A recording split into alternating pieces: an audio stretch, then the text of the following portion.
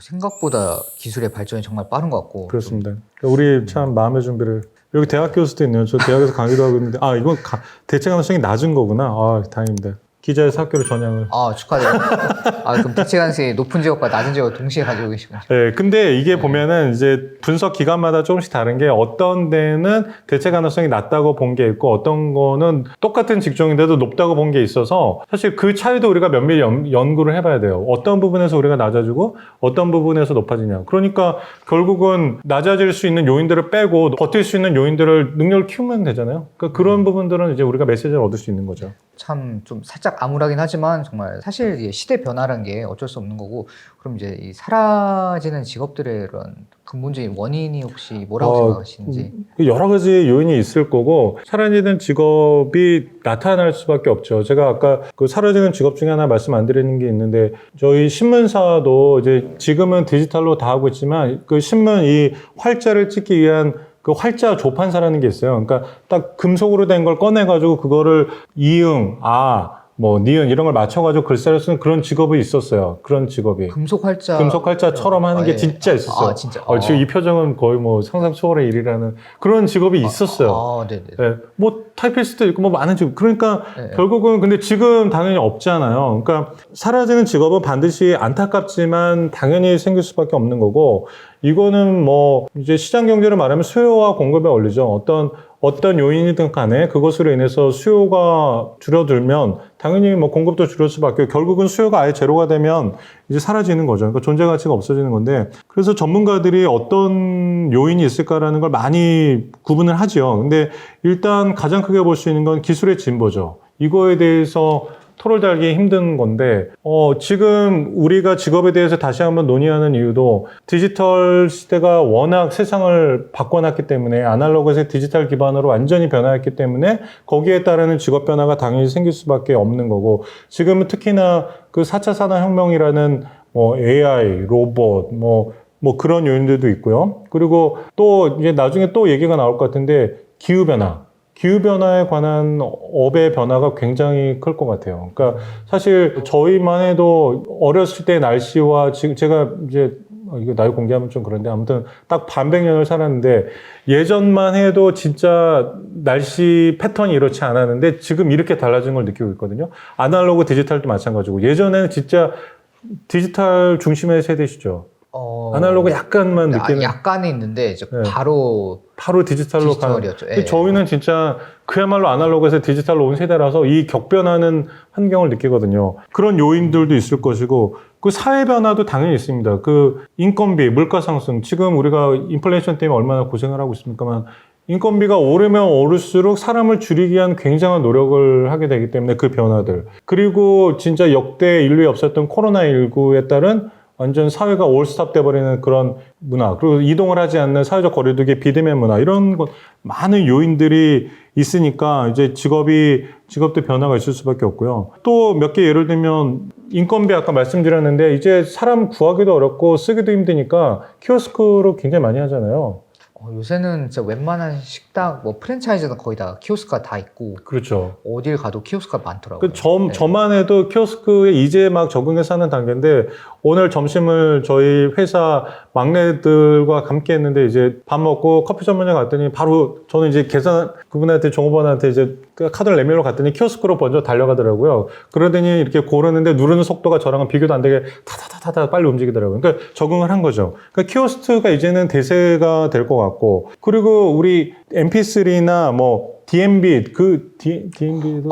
그건 기억은 납니다. 그 위성 안테나 이렇게 달려가지고, 이렇게 신호 잡아서. 지하철에서는 안 터지고. 지금도 있긴 있는데 화질 진짜 하거든요. 그러니까, 네.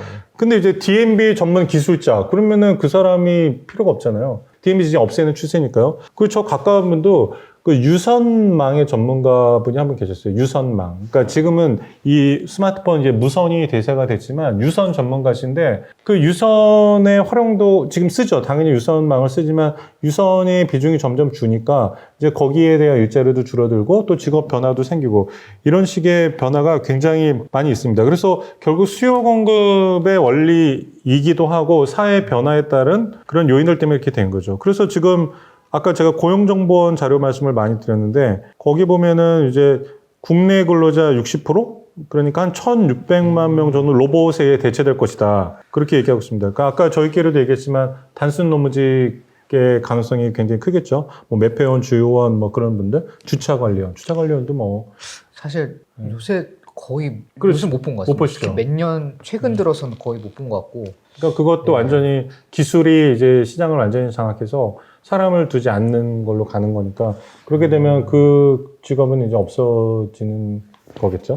그러게요. 요새 뭐 톨게이트 이런 것도 거의 다 하이패스로 가는 맞습니다, 것 같고. 맞습니다. 예. 이렇게 보니까 분명 어렸을 때는 뭔가 이 직업을 가진 분들이 다 있었던 것 같은데 요즘은 그냥 잘 안 보이는 네, 그게 완전히 확 느껴지네요. 네, 이게 그러니까 속도의 문제일 뿐이지 만일에 기술에 대해서 잠식당한다 그러면은 내 직업이 온전할 것인가에 대해서 고민을 해야죠. 금융 전문가도 마찬가지고 기자도 마찬가지고 좀 그런 시대가 오는 거죠. 그리고 지금 우리가 유튜브가 이렇게 횡행하는 유튜브의 시대가 됐지만 나중에는 진짜 예를 들어 뭐 그런 모니터나 스마트폰도 보지 않고 그냥 글라스 하나를 끼고 다니면서 그 안에서 다 보기 때문에 이런 스마트폰 자체가 필요 없는 시대가 올 수도 있잖아요. 그러니까 사실 저는 이 스마트폰 들고 다니는 시대라는 것도 예전에 없던 시대를 살아봤기 때문에 굉장히 생경한 걸 적응하는 거거든요. 그러니까 나중에는 진짜 메타버스처럼 그렇게 될 수도 있고 그런 기술의 변화에 예민해야 될 것 같아요. 그렇게 긴 시간 동안 얘기를 한 것 같지는 않은데 뭔가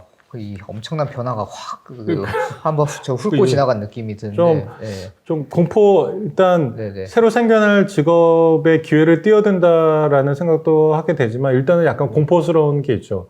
지금 내가 직업을 갖고 있는 마당으로서는 뭐 이 직업이 존재하긴 할까라는 생각을 사실 언론계에서도 많이 하거든요. 그러니까 왜냐하면 저만 해도 이제 저 신문 매체나 종이 매체의 종사자로서 이제 스마트폰이 나타나면서 이 디지털화의 변화를 진짜 몸으로 겪은 세대잖아요. 그러니까 지금은 예전에는 신문 부수를 100만 부 넘기느냐 그 부수에 대한 경쟁이 각사마다 되게 치열했어요.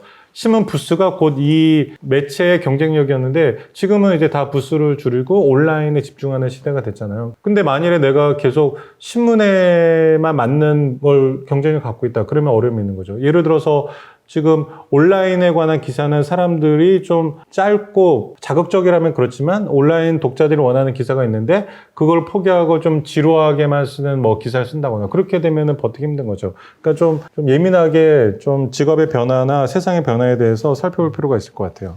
그리고 이제 이렇게 없어지는 직업들도 있다면 당연히 그만큼 생겨나는 직업도 있을 것 같은데 요새 뭐 정말 뭐 많이 생겨나던데 이런 직업들 중에서도 좀 이색적이거나 네. 생각보다 영향력이 앞으로 더 많이 커질 수 있겠다. 혹시 이런 직업들도 좀 알려주실 수 있을까요? 네. 지금까지 공포스러운 사라지는 직업에 대해 얘기했다면 이제 좀 새로운 희망의 어떤 생겨나는 직업에 대해서도 얘기해 볼 수 있을 것 같은데, 생겨나는 직업이 아까 제가, 2012년부터 2019년? 그때까지 한 18개가 사라졌다고 말씀드렸는데, 제 생각에는 공식적이지는 않지만 아마 그보다 더 많이 사라졌겠죠. 근데 늘어나는 그 숫자는 확실히 더 커요. 그러니까 2012년에 1만 1,600개 정도에서 한 2020년 기준으로 한 1만 6,800개니까 5,200개 정도가 더 늘었습니다. 그러니까 5,200개의 신직종이 생겨난 거니까 기회가 된 거죠. 그래서 이제 전문가들이 좀 분석한 자료를 보면 일단 지금 저희 대화 중에서도 많이 나왔지만 디지털화나 4차 산업혁명의 진전 그거는 사실 거스를 수 없는 대세가 될 것 같습니다. 그렇게 해서 생각해 볼 수 있는 직업들이 빅데이터 전문가, 그렇죠. 데이터를 모아서 그걸 활용할 수 있는 게 너무 많죠. 그 블록체인 개발자, 인공지능 엔지니어, 그러니까 AI 기반 기술자들, 그 다음에 뭐 드론 조종사, 뭐 드론도 이제는 처음 쓸 때는 되게 신기했지만 이제 방송사에서 드론 촬영하는 거 너무 자연스럽잖아요. 그죠? 오히려 안 하면은 더 뭔가 화면이 좀 별로 뒤처지는 것 같고 그런 느낌이잖아요. 예. 그리고 뭐 그런 것도 있고 디지털 문화재 복원 전문가. 문화재 복원할 때 옛날에 이렇게 수동으로 안 하려고 그랬다면 이제는 디지털로 딱 찍어가지고 연대 다 추정하고 뭐 그런 식으로 하지 않습니까? 그런 것도 있고. 그리고 또 인구학적 변화도 굉장히 예의주시해야 될 항목이죠. 그러니까 새로 생겨나는 직업들의 어떤 요인 때문인가를 보고 그 다음에 생겨난 직업을 보면 되는데 아까 말씀드렸던 디지털화나 4차 산업혁명이 당연히 있을 것이고 그다음 인구학적 변화가 있죠. 이거는 각 나라마다 사정이 다를 텐데 우리나라로 보면은 진짜 변하지 않는 트렌드가 이제 출산율 감소와 고령화잖아요. 그러면서 당연히 나올 수 있는 게 뭐 유품 정리사 뭐 이런 업들이 많이 생겨났죠. 그리고 혼자 있는 1인 가구가 늘어나다 보니까 반려동물 시장이 굉장히 커지지 않았습니까? 그래서 애완동물 뭐 동물에 대해 돈을 정말 많이 이렇게 키우시나요?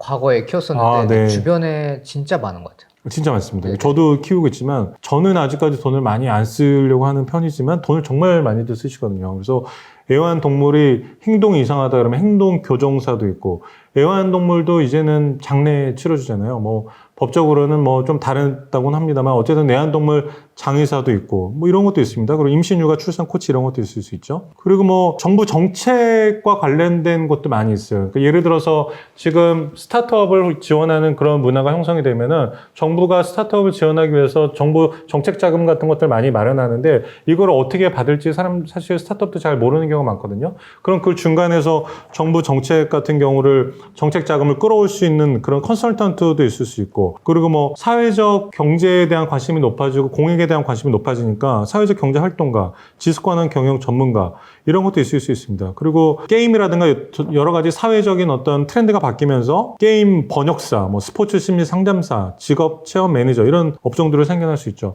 그래서 사실 앞으로 굉장히 다양한 직업이 더 생겨날 것인데 뭐가 이색적이다 하기 어려울 정도로 정말 다채로운 직업이 생겨날 수 있는데 제가 한 사례를 소개해드리면 저는 틈새를 발견한다면 기술의 진보는 당연히 우리가 예측할 수 있는 거니까 그렇다면 인간이 뭘 잘할 수 있을까? 그런 걸 생각해보면 우리는 약간 감정이라든가 뭐 크리에이티브 그런 부분들은 잘 할 수 있잖아요. 비교적 기계보다 좀 잘할 거라고 추정이 되잖아요. 그래서 이제 감성을 어떻게 기술과 접목시킬 것인가 이런 부분들에 대해서 상당히 관심이 많거든요. 그래서 이제 정부 이제 한국 여기 기획재정부인가 여기서 이제 책을 냈는데 여기서도 직업에 관해서 소개하면서 한 신직업 사례를 하나 소개한 게 있습니다. 그래서 제가 가져왔는데 여기에서 소개한 직업은 감성 인식 기술 전문가 이런 겁니다. 그러니까 그러니까 기술과 감정을 이제 다 알아야 되는 거죠. 그러니까 이 사람이 어떤 표정을 지었을 때, 어떤 몸 동작을 했을 때, 어떤 감정이겠구나라는 거를 이제 캐치할 수 있으면 그 데이터를 모아가지고 그걸 기술로서 구현을 할 수 있잖아요. 그러니까 이런 식으로 감정 인식 기술 전문가 이런 업도 사실상 생겨났고 앞으로 더 많아질 거라고 하는 거죠. 여기 보면 시장 규모도 올해가 236억 정도 이 감정 인식 기술에 관한 시장이 생겼는데 한 5년 뒤면은 이게 433억 달러로 바뀐다 이렇게 얘기하고 있습니다. 그러니까 기계가 못하는 걸 자꾸 찾아서 우리가 새로운 직업에 해야 되겠죠. 거의 70% 이상 커진다고 보는 거죠. 네, 그러니까 기술이 커지는 만큼 감정 인식에 관한 요구도 더 그리고 이런 건 사실 또 의료랑도 연관이 되기 때문에 그런 부분들도 챙기게 되죠. 아,